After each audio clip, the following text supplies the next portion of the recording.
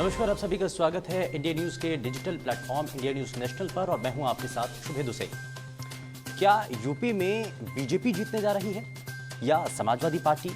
क्या वापसी बीजेपी एक बार फिर से करेगी? एक बार फिर से जो जीत का सेहरा था जो कि 2017 में बीजेपी के सिर पर सजा था, क्या एक बार फिर से वही रिपीट होने जा रहा है या फिर समाजवादी पार्टी इस बार सत्ता में वापसी करेगी या फिर एक लंबे समय से सत्ता से दूर रही कांग्रेस पार्टी सत्ता पर काबिज होने जा रही है? क्योंकि इन्हीं सभी सवालों के इर्द गिर्द ये पूरा चुनाव है। 5 राज्यों में चुनावों का ऐलान हो चुका है, तारीखों की घोषणा हो चुकी है, लेकिन इस सबके बीच में चर्चाएं इस बात को लेकर के है कि उत्तर प्रदेश में मौजूदा वक्त में मुख्यमंत्री योगी आदित्यनाथ किस सीट से चुनाव लड़ने जा रहे हैं। इससे पहले जिस सीट को लेकर के चर्चाएं बहुत तेजी से बढ़ रही थी, मथुरा, और उससे पहले अब ये कहा जा रहा था कि मथुरा सीट से सीएम योगी आदित्यनाथ इस सीट को बेहतर मानते हैं और इस सीट से आकर के चुनाव लड़ सकते हैं। अब डिप्टी सीएम केशव प्रसाद मौर्य के द्वारा आपने देखा होगा, अगर आपको याद होगा तो उन्होंने एक ट्वीट किया था और उन्होंने ये बताया था कि इससे पहले काशी विश्वनाथ के अंदर जो मंदिर, जिस तरीके से कॉरिडोर तैयार किया गया है, अयोध्या में श्री राम मंदिर का निर्माण किया गया है, तो अब बारी मथुरा की है। तो ऐसे में इस ट्वीट के बाद से बहुत सारी चर्चाएं थी।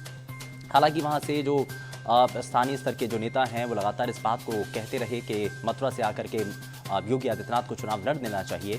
लेकिन अब जब योगी आदित्यनाथ से जब ये सवाल पूछा गया तो उन्होंने कहा कि ये तो शीर्ष नेतृत्व तय करेगा, लेकिन अब ये तय हो चुका है। और उसके बाद से लगातार जब चर्चाएं इस बात पर थी कि किस सीट से वो चुनाव लड़ेंगे, क्या मथुरा से चुनाव लड़ेंगे या फिर अयोध्या से चुनाव लड़ेंगे। अयोध्या का जिक्र इसलिए क्योंकि राम मंदिर का जिस तरीके से निर्माण, भव्य स्वरूप उसका दिया जा रहा है, उसमें एक कदम प्रधानमंत्री का भी नजर आता है और दूसरी तरफ मुख्यमंत्री योगी आदित्यनाथ लगातार सिलसिलेवार तरीके से वहां पर जाकर के निरीक्षण करते हैं, देखते हैं, व्यवस्थाओं के बारे में जानने की कोशिश करते हैं। तो वहीं से शुरुआत हो जाती है। हनुमानगढ़ी में जाकर के माथा टेकते हैं, तो वहां से लगने लगता है कि कहीं ये जो परिस्थितियां हैं ये बदलती हुई नजर तो नहीं आ रही है, कहीं मथुरा की जगह पर अयोध्या से तो नहीं लड़ने जा रहे हैं। लेकिन अब ये साफ हो चुका है, ये तय हो चुका है कि योगी आदित्यनाथ आने वाले विधानसभा चुनाव के अंदर अयोध्या सीट से चुनाव लड़ने जा रहे हैं। और अयोध्या एक ऐसा कह लीजिए कि हिंदू खोर वोटर जो हैं वो इस सीट को बेहद महत्वपूर्ण मानते हैं और खास करके अयोध्या मंदिर का जुड़ा हुआ जो विषय है वो लोगों के दिलों से जुड़ा हुआ विषय है, आस्था से जुड़ा हुआ विषय है। इसीलिए ये बहुत हद तक बीजेपी को एज देता है। आप 2017 के चुनाव का आकलन अगर करेंगे तो लगभग 1 लाख का जो अंतर था जो वोटों का, वो इस सीट पर रहता है। भारतीय जनता पार्टी के जो वहाँ से प्रत्याशी उतरे, गुप्ता, वेद प्रकाश गुप्ता उनका नाम, तो उनको जो है 1 लाख से ज़्यादा वोट मिलते हैं। और दूसरा जो कैंडिडेट वहाँ पर उनके बाद जो सबसे ज़्यादा वोट पाता है वो था समाजवादी पार्टी से।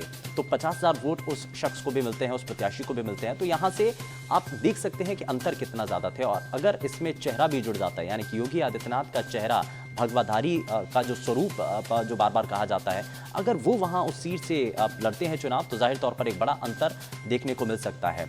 तो यानी कि ये तो हो गया कि किस सीट से योगी आदित्यनाथ चुनाव लड़ सकते हैं या लड़ना चाहते हैं, ये तो रही उसकी बात। लेकिन अब इसका इम्पैक्ट क्या रहेगा?